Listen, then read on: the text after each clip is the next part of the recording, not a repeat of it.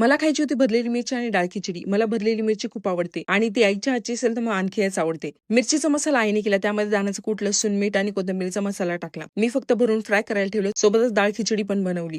आईच्या हातची जादू खरंच खूप वेगळी होती. मिरचीचा एक बाईट घेत घेत छान जेवण केलं. दुपारी थोडं रिलॅक्स करत होते, त्याने एक DM बघितला, त्यामध्ये एकदम छान प्रशंसा होती. म्हशीसारखं नाक आहे तरीही दाखवतेस. अगोदर तर हसू आलं. मार्शात बघितलं, खरंच म्हशीसारखं आहे का? वाटलं त्या कमेंटला स्क्रीनवर मेन्शन करावं. पण ते करूनही काही फायदा नाही. कारण आपण एखाद्याचा मूड चेंज करू शकतो, पण मेंटॅलिटी नाही. आणि खरंच तसं असतं. गाढवाला गुळाची चव काय?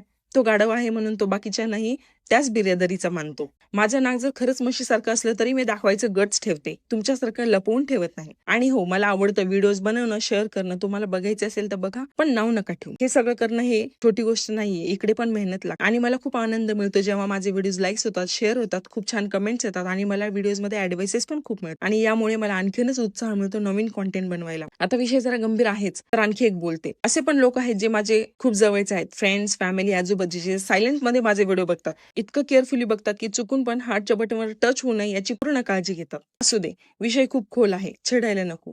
मी लास्ट व्हिडिओमध्ये सांगितलं होतं टेरेसवर काही कुंड्या आहेत, त्यामध्ये प्लांट्स लावायचे. आज एका कुंडीमध्ये मेथी आणि दुसऱ्यामध्ये धणे टाकलेत. पाणी मारून घेतलं आणि त्यामध्ये खत घालायचं बाकी आहे. व्हिडिओ आवडला असेल तर लाईक करा. उद्या पुन्हा भेटूया. बाय.